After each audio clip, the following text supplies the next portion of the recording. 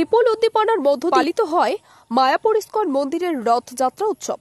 ISKCON মন্দিরের অন্যতম শাখা কেন্দ্র রাজাপুর জগন্নাথ মন্দির থেকে এদিন বিকেলে বর্ণাঢ্য শোভাযাত্রার মধ্য দিয়ে ভগবান জগন্নাথ, বলরাম ও সুভদ্রা দেবীর তিনটি সুসজ্জিত রথ প্রায় 5 কিলোমিটার রাজপথ অতিক্রম করে মায়াপুর ইস্কনের চন্দ্রোদয় মন্দিরে গিয়ে পৌঁছবে।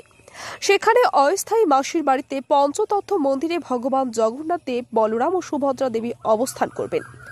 নানা ধর্মীয় অনুষ্ঠানের মধ্য দিয়ে রথযাত্রা উৎসব পালন করা হয় মায়াপুর ইস্কন মন্দিরে। এদিনের এই মিলন উৎসবে উপস্থিত ছিলেন বিশিষ্ট অভিনেত্রী রুক্মিণী মিত্র ও দেবশ্রী রায় সহ নদিয়ার জেলা শাসক সহ অন্যান্য প্রশাসনিক আধিকারিক ও বিশিষ্টজনেরা।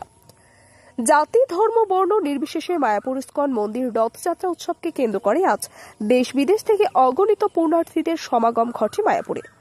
আনন্দ উৎসবকে ঘিরে যে কোনো রকম অপ্রীতিকর ঘটনা এড়াতে স্থানীয় প্রশাসনের পক্ষ থেকে জগন্নাথ দেব, বলরাম ও সুভদ্রা দেবীর বর্ণাঢ্য শোভাযাত্রা সহ গোটা মায়াপুরকে ঘিরে ফেলা হয় কড়া নিরাপত্তার বলয়ে।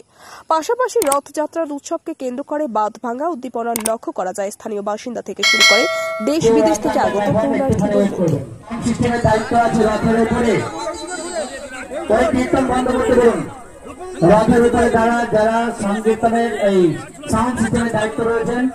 সাউন্ড সিস্টেম চলছে না, আপনারা সাউন্ড সিস্টেমটাকে ঠিক করুন। আমাদের অতিথি বর্গবৃন্দ, তাই অল্প একটু টানবো।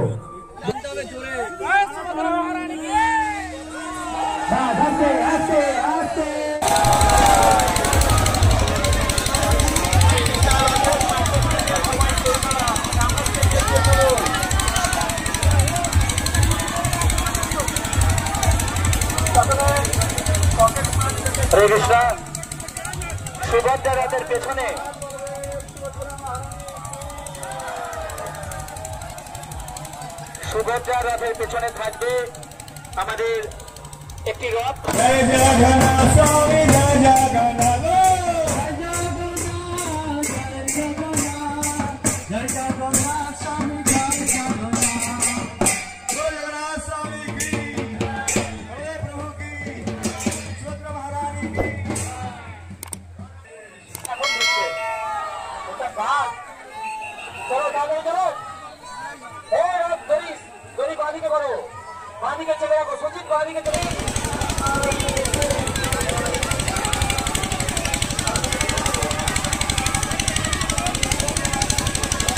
অনেক বছর ধরে আমার পছন্দের গয়না সঞ্চয় করেছি, এবার দেব আমার প্রিয় মানুষ।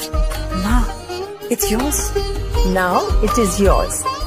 আমার পছন্দের গয়না আজ থেকে সোহান, Pure and Precious Orient Jewelers। যদি এখনো আমাদের খবরের দর্পণ চ্যানেলটি সাবস্ক্রাইব না করে থাকেন তাহলে এখনই সাবস্ক্রাইব করুন, সঙ্গে বেল বাটনটি ক্লিক করুন আর পেয়ে যান সব খবরের দ্রুত ভিডিও আপডেট।